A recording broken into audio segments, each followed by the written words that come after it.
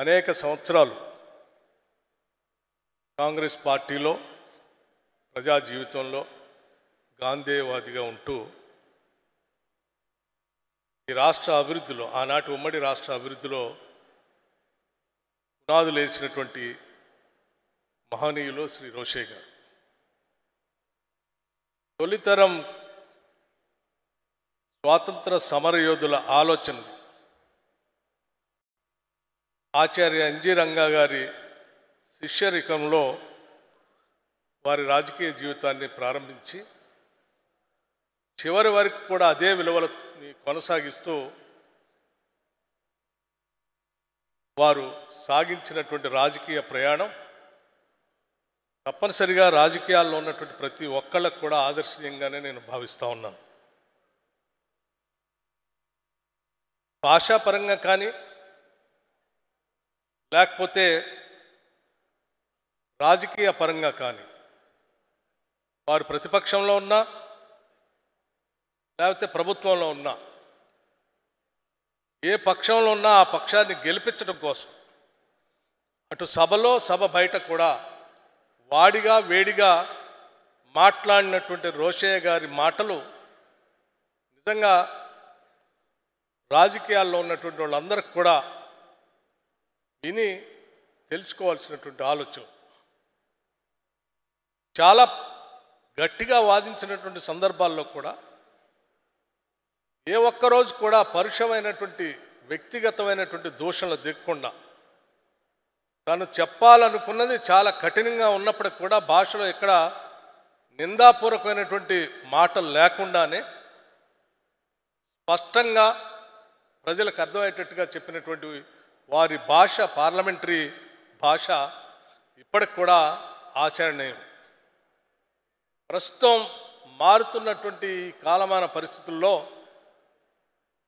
జరుగుతున్నటువంటి భాష, రాజకీయ నాయకులు వాడుతున్నటువంటి భాష, చట్టసభల్లో జరుగుతున్నటువంటి భాష, ఇవన్నీ కూడా చూస్తూ ఉంటే నిజంగా రోషే గారు ఇప్పుడు ఈ భాష అంతా వింటే నిజంగా బాధపడతారు.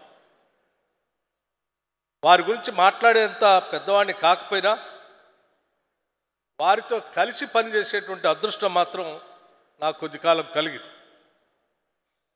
శాసనమండలి సభ్యుడిగా అట్లాగే శాసనసభలో వారు ముఖ్యమంత్రిగా ఉన్నప్పుడు నేను చీఫ్ విప్గా ఉంటాం, వారు ముఖ్యమంత్రిగా సిఎల్పి లీడర్గా శాసనసభ్యుల సమావేశాలు ఏర్పాటు చేయవలసి వచ్చినప్పుడు చీఫ్ విప్గా నేను ఏర్పాటు చేసేటువంటి క్రమంలో పాలన గురించి, శాసనసభ్యుల గురించి, శాసనసభ్యుల పాత్ర గురించి అనేక సందర్భాల్లో మాలాంటి యువ శాసనసభ్యులందరికీ కూడా వారు చెప్పినటువంటి మాటలు ఇప్పటికి కూడా మాకు ఆచరణీయాత్మకమే. ఆర్థిక శాఖ మంత్రిగా అనేక సార్లు పెద్ద ఎత్తున బహుశా ఇన్నిసార్లు బడ్జెట్ ప్రవేశపెట్టినటువంటి ఆర్థిక శాఖ మంత్రులు తక్కువగా ఉన్నటువంటి ఈ దేశంలో వారు ఆనాటి ముఖ్యమంత్రిగా ఉన్నటువంటి రాజశేఖర రెడ్డి గారు ఇటు సంక్షేమ కార్యక్రమాలని అటు అభివృద్ధి కార్యక్రమాలని రెండింటినీ కూడా పెద్ద ఎత్తున తీసుకొని పోతున్నటువంటి సందర్భంలో ఈ రెండింటికి ఎక్కడా కూడా ఆర్థికపరమైనటువంటి ఇబ్బందులు రాకుండా కావలసిన వనరుల్ని అతి చాకచక్యంగా ఎక్కడ కూడా పన్నుల్ని పెద్ద ఎత్తున పెంచకుండా అతి చాకచక్యంగా రెండింటికి కూడా నిధుల్ని సమకూరుస్తూ పాలనని సవ్యంగా నడిపించడం కోసం పనిచేసినటువంటి అద్భుతమైనటువంటి ఆర్థిక శాఖ మంత్రిగా మనం రోషే గారిని ఎప్పటికీ గుర్తుపెట్టుకోవాల్సిందే. అలాగే వారు ముఖ్యమంత్రిగా పనిచేసినప్పుడు కూడా బహుశా ఏ ముఖ్యమంత్రికి కూడా రానటువంటి అనేక రకాలైనటువంటి రాజకీయ ఒత్తిళ్లు వచ్చినప్పటికి కూడా ఎక్కడా వారు భావోద్రేకాలకు లోను కాకుండా, ఎవరిని నొప్పించకుండా, బాధ పెట్టకుండా సంయమనంతో ప్రభుత్వ పాలన కానీ శాసనసభను కానీ వారు నడిపించినటువంటి విధానాన్ని కూడా తప్పనిసరిగా మనం అందరం గమనంలోకి తీసుకోవాల్సిందే. ఆ రకంగా వారి రాజకీయ జీవితం మొత్తం ఎప్పుడు కూడా ప్రశాంతంగా గాంధేయ భావాలతో ఒక స్ఫూర్తిదాయకమైనటువంటి ఆదర్శప్రాయమైనటువంటి జీవితాన్ని గడుపుతూ నాయకుడు అంటే ఇలా ఉండాలి, ఎటువంటి అవినీతి మరకలు లేకుండా, ఎటువంటి దోషులకి తావు ఇవ్వకుండా తన వ్యక్తిగతమైన జీవితాన్ని ఒక ఆదర్శంగా ఉంచుతూ నాయకుడు అనేవాడు ప్రజా జీవితంలో ఉండాల్సినటువంటి వ్యక్తి ఈ రకంగా ఉండాలని చెప్పి చూపించినటువంటి మహానుభావుడు శ్రీ రోషయ్య గారు.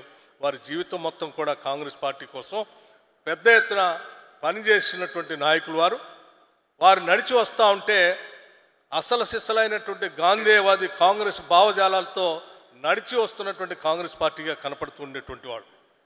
మేమంతా పిల్లవాళ్ళుగా చిన్నవాళ్ళుగా వారు ముఖ్యమంత్రిగా ఉన్నప్పుడు కానీ లేకపోతే ఆర్థిక శాఖ మంత్రిగా ఉన్నప్పుడు కానీ వారి దగ్గర ఉండి పనిచేయడానికి కావాల్సినటువంటి అవకాశం దొరికినందుకు అదృష్టంగా భావిస్తూ వారు లేనటువంటి లోటుని ఎప్పటికీ తీర్చలేము.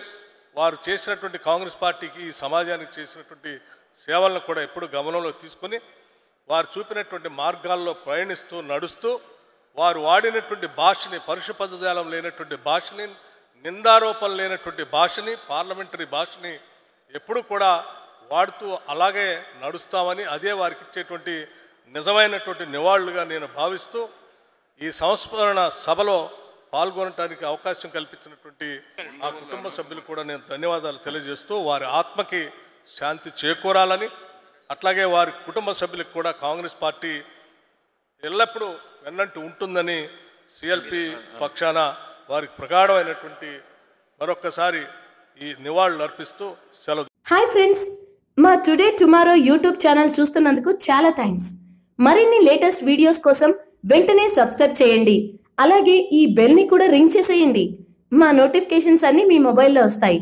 అలాగే మా వీడియోస్ మీకు నచ్చితే లైక్ చేయండి, షేర్ చేయండి, నచ్చకపోతే కామెంట్ చేయండి.